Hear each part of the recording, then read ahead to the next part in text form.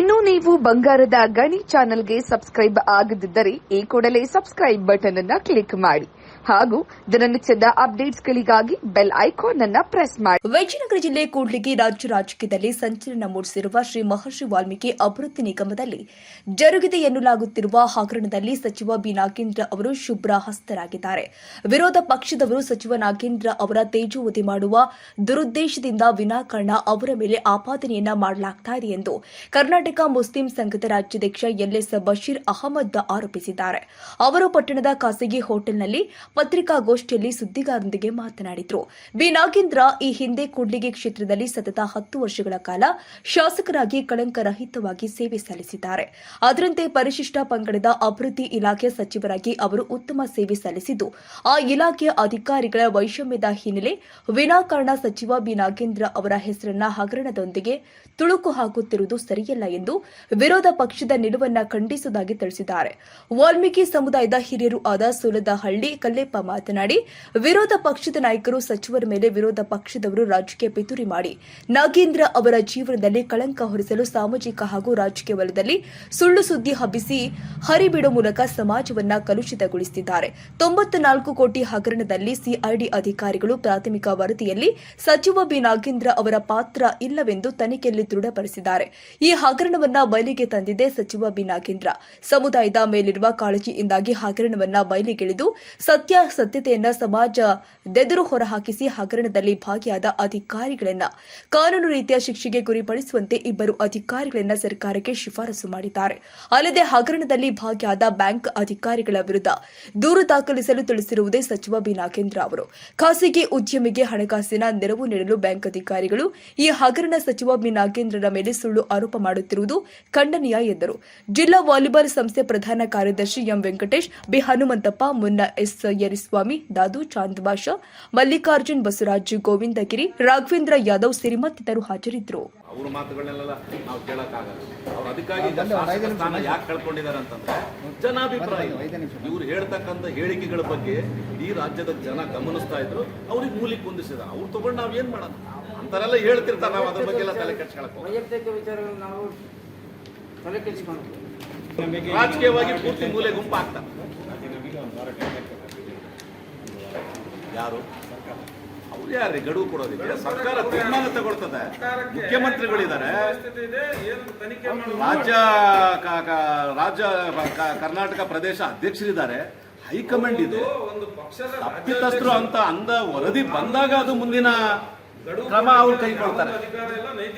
ಏನ್ ಸಂವಿಧಾನದಲ್ಲಿ ಗಡುವು ಕೊಡ್ಲಿಕ್ಕೆ ಏನ್ ಅಧಿಕಾರ ಇದೆ? ನಮ್ಮ ಮುಖ್ಯಮಂತ್ರಿಗಳು ದಕ್ಷರಿದ್ದಾರೆ, ನಮ್ಮ ಮಂತ್ರಿಗಳು ದಕ್ಷರಿದ್ದಾರೆ. ಆ ಕಮಿಷನರ್ ವರದಿ ಏನಿದೆಲ್ಲ ಈಗ ಶಿವಳಿಗೆ ಆಗಿರ್ತಕ್ಕಂಥದ್ದು ವರದಿ ಬಂದ ಮೇಲೆ ಸತ್ಯಾಸತ್ಯತೆ ಬಂದ ಮೇಲೆ ಅವ್ರ ಮುಂದೆ ಮಾತಾಡಿದ್ರು ಸಂದೇಶಿಗಳು. ಈಗ ಅಲ್ಲಿ ನಾಗೇಂದ್ರ ಅವರು ಮಾಡಿದಾರಂತ ಇವ್ರ ಫ್ಯಾಮಿಲಿ ಇದ್ದಾರೆ. ಈಗ ಡೆತ್ ನೋಟಲ್ಲಿ ಸಚಿವರ ಮೌಖಿಕ ಆದೇಶ ಅಂತ ಹೇಳ್ತಾರೆ.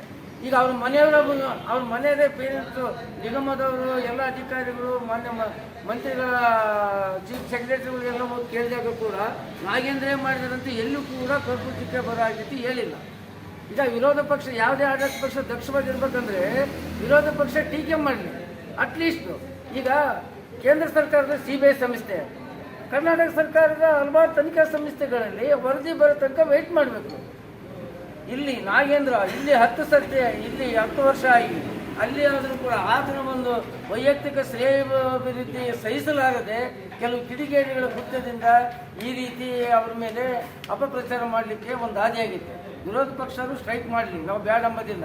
ಅಲ್ಲಿ ವರದಿ ಬರೋ ತನಕ ಬ್ಯಾಂಕ್ ಅಧಿಕಾರಿಗಳು ಮತ್ತು ನಿಗಮದ ಅಧಿಕಾರಿಗಳು ಮಧ್ಯೆ ಆಗಿರ್ತಕ್ಕಂಥ ಕೆಲಸ ವಿಷಯ ಗೊತ್ತಾದ 24 ಗಂಟೆ ಒಳಗಡೆ ಶಿವಳಿ ತನಿಖೆಗೆ ಆದೇಶ ಮಾಡಿದೆ. ತಪ್ಪಿತಸ್ಥ ಅಧಿಕಾರಿಗಳನ್ನು ಸಸ್ಪೆಂಡ್ ಮಾಡಿದ್ದಾರೆ. ಇನ್ನೂ ಸಂಪೂರ್ಣ ವರದಿ ಬಂದ ಮೇಲೆ ಏನಾಗುತ್ತೋ ಮುಖ್ಯಮಂತ್ರಿಗಳು ಶೀಘ್ರ ಕ್ರಮ ತಗೊಂಡು ವ್ಯವಸ್ಥೆ ಮಾಡಲಿಕ್ಕೆ ನಾಗೇಂದ್ರಪ್ಪ ಈಗ ST ನಿಗಮ ಸಂಬಂಧಪಟ್ಟಿರೋದ್ರಿಂದ ಮೌಖಿಕ ಆದೇಶ ಅಂತ ಹೇಳ್ತಾರೆ. ಮೌಖಿಕ ಆದೇಶ ಅಂತ ಹೇಳಿದ್ರೆ ನಾಗೇಂದ್ರ ಅವರು ಮೌಖಿಕ ಆದೇಶನ ಅಂತ ಹೇಳ್ತಾರೆ. ಡೆತ್ ನೋಟಲ್ಲಿ ಬಿಟ್ಟು ಅವ್ರ ಮನೆ ಹೆಂಡತಿ ಬದುಕಿದ್ದಾರೆ. ಅವರಿಗೆ ಸಂಪೂರ್ಣ ಅವರ ಗಂಡನ ಒಡನಾಟವಿದೆ. ಅವರಿಗೆ ಒಳ್ಳೆಯದಾಗಲಿ ಅವ್ರ ಕುಟುಂಬಕ್ಕೆ. ಈ ರೀತಿ ಅವಹೇಳನಕಾರವಾದ ರೀತಿಗಳನ್ನು ಮಾತಾಡ್ತಕ್ಕಂಥ ವಿರೋಧ ಪಕ್ಷದವರು ಸರಿಯಲ್ಲ.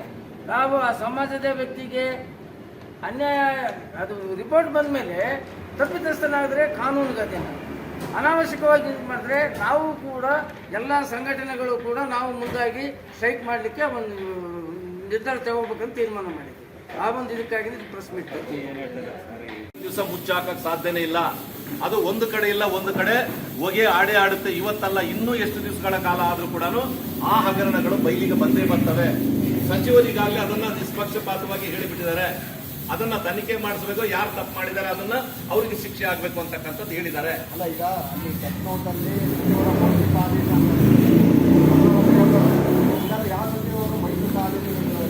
ಆ ಡೆತ್ ನೋಟಲ್ಲಿ ಯಾವ ಸಚಿವರು ಮೌಖಿಕ ಆದೇಶ ಕೊಟ್ಟಿದ್ದಾರೆ ಅಂತಕ್ಕಂಥದ್ದು ಎಲ್ಲಿ ಕೂಡ ಬರೆದಿಲ್ಲ. ಮೌಖಿಕ ಆದೇಶ ಸಚಿವರು ಅಂತ ಬರೆದಿದ್ದಾರೆ. ಯಾವ ಸಚಿವರು ಅಂತ ಅದರಲ್ಲಿ ಬರೆದಿಲ್ಲ. ಅವ್ರಿಗೆ ಗೊತ್ತಿಲ್ಲ, ಡೆತ್ ನೋಟ್ ಬರೆದಿಟ್ಟಾರಲ್ಲ ಅವ್ರಿಗೆ ಗೊತ್ತಿಲ್ಲ ಯಾವ ಸಚಿವರು ಅಂತ.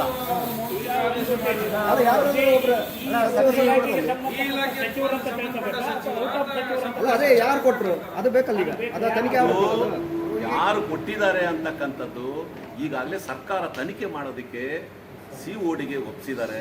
ಅದಕ್ಕೆ ಅವರು ಕ್ಲಿಯರ್ ಕಟ್ ಆಗಿ ಅದರಲ್ಲಿ ಹೇಳಿದ್ದಾರೆ. ಈಗ ಒಂದು ಅಥವಾ 2 ದಿನಗಳಲ್ಲಿ ಆ ಒಂದು ಸಂಸ್ಥೆ ಆ ಒಂದು ತನಿಖೆಯಲ್ಲಿ ಯಾರಿದ್ದಾರೆ ಅಂತಕ್ಕಂಥದ್ದು, ಡೆತ್ ನೋಟಲ್ಲಿ ಯಾವ ಸಚಿವರು ಅಂತಕ್ಕಂಥದ್ದು ಹೊರಗಡೆ ಬರ್ತದೆ. ಈಗ ಸಿಒಡಿ ತನಿಖೆ ಆಗ್ತದೆ. ಈಗ ಅದನ್ನ ನೀವು ಅದೇ ಸರ್ಕಾರ ಮಂತ್ರಿಗಳ ರಕ್ಷಣೆ ಮಾಡ್ಬೋದಾ? ಯಾರೇ ಆಗಿರ್ಬೋದು, ಯಾವುದೇ ಸಂಸ್ಥೆ ಆಗಿರ್ಬೋದು. ಸಿಒಡಿ ಮೇಲೆ ಅವ್ರಿಗೆ ನಂಬಿಕೆ.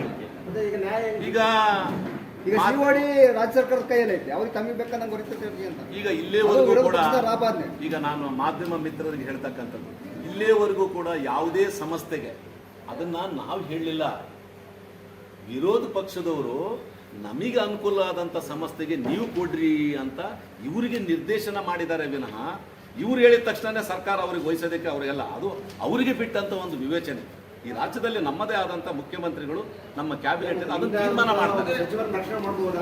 ನಾವು ಆ ರೀತಿಯಾಗಿ ನಮ್ಮ ಮುಖ್ಯಮಂತ್ರಿಗಳಾಗಲಿ ಉಪಮುಖ್ಯಮಂತ್ರಿಗಳಾಗಿರ್ಲಿ ಯಾವುದೇ ಕೂಡ ಆ ರೀತಿ ಹಗರಣಗಳಲ್ಲಿ ಭಾಗಿಯಾದವರಿಗೆ ರಕ್ಷಣೆ ಕೊಡ್ತಕ್ಕಂಥ ಮುಖ್ಯಮಂತ್ರಿಗಳು ಅಲ್ಲ. ವಿರೋಧ ಪಕ್ಷದ ಏನಂದ್ರೆ ಸಿಒಡಿ ರಾಜ್ಯ ಸರ್ಕಾರದ ಅಂಡರ್ ಐತಿ, ಅವ್ರು ಹೇಳಿದಂಗೆ ಕೇಳ್ತತೆ, ಅವ್ರಿಗೆ ತಕ್ಕಂಗೆ ಅವರು ವರದಿ ಕೊಡ್ತಾರಂತ ಅಲ್ಲ ಇವರು ಹೇಳಿದ್ದಾರೆ. ವಿರೋಧ ಪಕ್ಷದವರು ಸರ್ಕಾರಕ್ಕೆ ತಾವು ಹೇಳ್ತಕ್ಕಂಥ ಕೆಲಸ ಅಷ್ಟೇನೆ ಆದೇಶ ಮಾಡ್ತಕ್ಕಂಥದ್ದಲ್ಲ. ಅದನ್ನ ಸರ್ಕಾರ ಬೇಕಾದ್ರೆ ಸಿಒಡಿಗೆ ಕೊಡ್ಲಿ, ಸಿಬಿಐಗೂ ಕೊಡ್ಲಿ, ನಾವು ಬೇಡ ಅಂತ ಹೇಳೋದಿಲ್ಲ. ಯಾರೇ ಆಗಿರ್ಲಿ, ಯಾರು ತಪ್ಪು ಮಾಡಿದಾರೆ ಅವ್ರಿಗೆ ಶಿಕ್ಷೆ ಆಗಬೇಕು ಅಂತಕ್ಕಂಥದ್ದು ಸಚಿವರೇ ಹೇಳಿದ್ದಾರೆ. ಸರ್, ಕರ್ನಾಟಕದಲ್ಲಿ ರಾಜಕಾರಣ ಮಾಡ್ತಕ್ಕಂಥ ಎಲ್ಲಾ ರಾಜಕೀಯ ವ್ಯಕ್ತಿಗಳಿಗೆ ಒಂದು ಹೇಳಕ್ ಬಯಸೋದು ಏನಂದ್ರೆ, ರಾಜ್ಯದ ಕಾನೂನು ಸುವ್ಯವಸ್ಥೆ ಬಗ್ಗೆ ನಂಬಿಕೆ ಇಟ್ಕೊಳ್ಬೇಕು. ನೀವು ನಮಗೆ ಕೊಡ್ರಿ, ಅಲ್ಲಿ ಕೊಡ್ರಿ, ನಾವ್ ಹೇಳಿದ್ದೆ ಕೊಡ್ರಿ ಅಂತಿಲ್ಲ. ಕರ್ನಾಟಕದಲ್ಲಿ ರಾಜಕಾರಣ ಮಾಡಿ ಹಿಂದೆ ರಾಜಕೀಯ ಮಾಡಿ 5 ವರ್ಷ ಆಡಳಿತ ಕೊಟ್ಟಿರ್ತಕ್ಕಂಥ ಬಿಜೆಪಿ ಪಕ್ಷದವರು ಇವತ್ತು ರಾಜ್ಯ ಸರ್ಕಾರದ ಕಾನೂನು ಸುವ್ಯವಸ್ಥೆ ಬಗ್ಗೆ ಅನುಮಾನ ವ್ಯಕ್ತಪಡಿಸ್ತಾರೆ ಅಂದ್ರೆ ಏನರ್ಥ ಇದು? ಹಿಂದಿನ ಸರ್ಕಾರ ಹಿಂದೆ ಮುಖ್ಯಮಂತ್ರಿ ಅವರು ಸಿಒಡಿ ತನಿಖೆಗಳು ಯಾವ ಮಾಡಿಸಿಲ್ಲ. ಈ ಹಿಂದೆ ಕಾಂಗ್ರೆಸ್ನವ್ರು ಏನಾದ್ರು ಕೇಳಿದ್ರ ಸಿಒಡಿ ಬಿಟ್ಟು ನೀವು ಸಿಬಿಐ ಕೊಡ್ರಿ ಅಂತ ಹೇಳಿ? ಹಗರಣ ಆದ್ರೆ ವಾರಗಟ್ಲೆ ತಿಂಗಳಗಟ್ಲೆ ಬೇಕು. ಅದು ಯಾರಿಗಾರ ಸಿಒಡಿಗೆ ಯಾರಿಗೆ ಕೊಡ್ಬೇಕಂತ ಹೇಳಿದ್ರೆ, ಈ ನಮ್ಮ ಕಾಂಗ್ರೆಸ್ ಸರ್ಕಾರ ಐತಲ್ಲ 24 ತಾಸು ಒಳಗಡೆ ಸಿಒಡಿ ಕೊಟ್ಟಿದೆ ತನಿಖೆಗೋಸ್ಕರ. ಬಿಜೆಪಿ ಸರ್ಕಾರ ಸಿಒಡಿ ಅವರು ವಿರೋಧ ಪಕ್ಷದಲ್ಲಿ ಹೇಳ್ತಾರೆ, ಸಿಒಡಿ ಕೊಡದೆ ಅಂತ ಹೇಳ್ತಾರೆ ಅವರು. ರಾಜೀನಾಮೆ ಕೊಟ್ಟು ತನಿಖೆ ನಡೆಸಿ ನಮ್ಮೆಲ್ಲರಿಗೂ ಕೂಡ ಧನ್ಯವಾದಗಳನ್ನು ಅರ್ಪಿಸ್ತಾರೆ.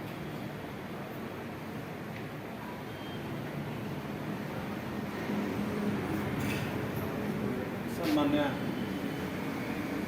ಸಚಿವರು ಮತ್ತು ನಮ್ಮ ಕೂಡ್ಲಿಗಿ ತಾಲೂಕಿನ ಶಾಸಕರು ಆಗಿದ್ದಂತಹ ಈ ನಾಗೇಂದ್ರ ಸಾಹೇಬರ ಮೇಲೆ ವಾಲ್ಮೀಕಿ ನಿಗಮದಲ್ಲಿ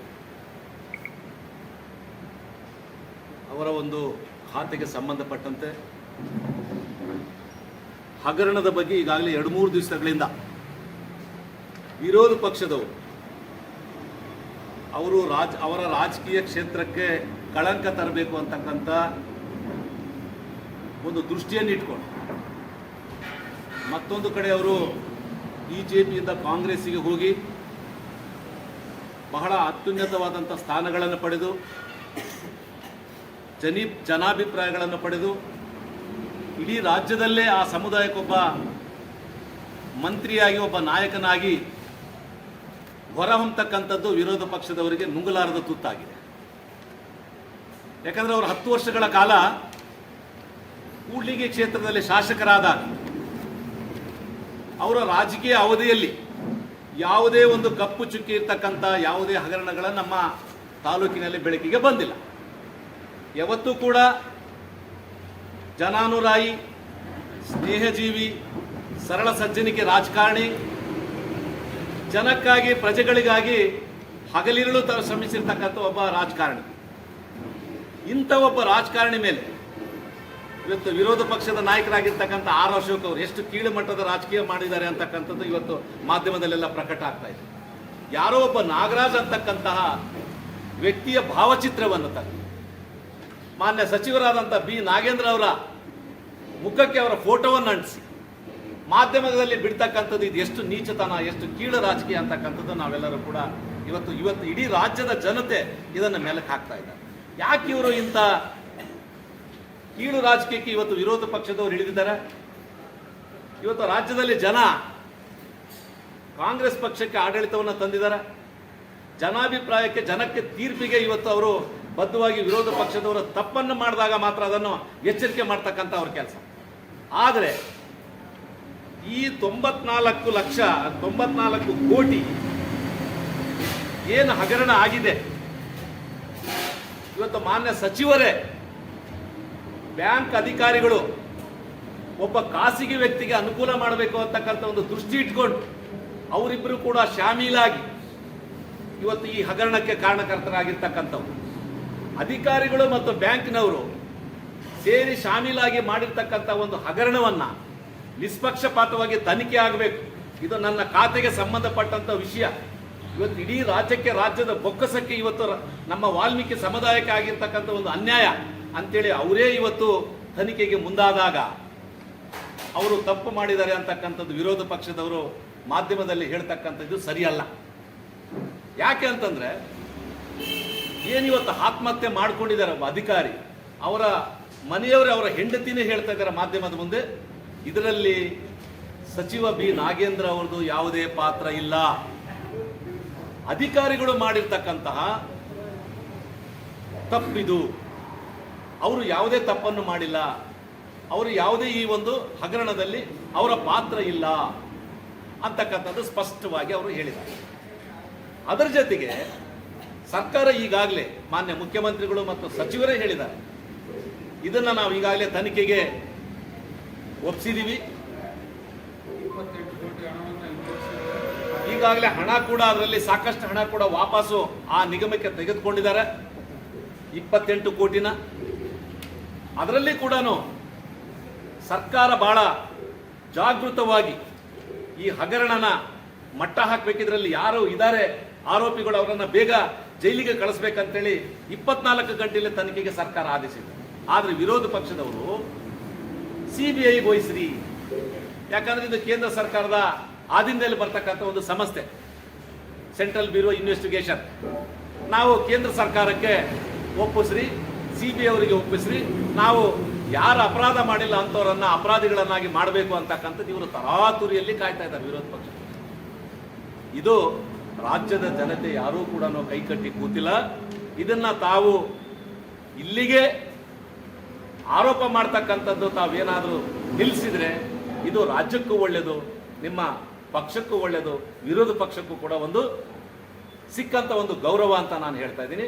ನೀವು ಇದನ್ನೇ ಮುಂದುವರಿಸಿದ್ದಾದ್ರೆ, ನೀವೇನು ಬಳ್ಳಾರಿಗೆ ಬಂದು ವಿರೋಧ ಪಕ್ಷದ ನಾಯಕರು, ನಿಮ್ಮ ಪಕ್ಷದ ನಾಯಕರು ನೀವು ಯಾವ ರೀತಿಯಾಗಿ ಬೀದಿಗಿಳಿದು ಹೋರಾಟ ಮಾಡಿದ್ರೋ, ನಮಗೂ ಕೂಡ ಅದರ 10 ಪಟ್ಟು ಜಾಸ್ತಿ ಇವತ್ತು ಬಿ ನಾಗೇಂದ್ರ ಅವರ ಬೆಂಬಲಿಗರು, ಅಭಿಮಾನಿಗಳು, ಅವರ ಹಿತೈಷಿಗಳು, ಅವರ ಒಡನಾಡಿಗಳು ಎಲ್ಲರೂ ಕೂಡ ಇಡೀ ರಾಜ್ಯದಲ್ಲಿ ನಾವು ಒಂದೇ ದಿವಸನೇ ಕಾನೂನು ಸುವ್ಯವಸ್ಥೆ ಹದಗೆಡಿಸೋದಕ್ಕೆ ನಾವು ಮುಂದಾಗಬೇಕಾಗ್ತದೆ. ಇದು ಎಚ್ಚರಿಕೆ ನಿಮ್ಮ ವಿರೋಧ ಪಕ್ಷದವರಿಗೆ ನಾವು ಕೊಡ್ತಾ ಇದ್ದೀವಿ. ಇದು ಯಾವುದೇ ಒಂದು ಜಾತಿಗೆ ಸೀಮಿತವಾದಂತಲ್ಲ.